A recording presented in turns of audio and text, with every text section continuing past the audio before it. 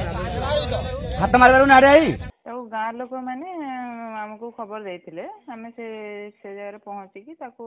जाल माध्यम उद्धार कर महानदी में छड़ा से राति केमी पलि आसपारी ना लोक मान जेहेतु हल्लारे से आईपारी ना डरी जाता मैं भी से जेहेतु लोक हेरीगले आम काबू आने जाल बांधिकी नदी छड़ा हेले सुरक्षित अच्छी तो से हाँ हाँ से एबे तो पूरा सुरक्षित अच्छी से रही जाते से हैरान हो जाता।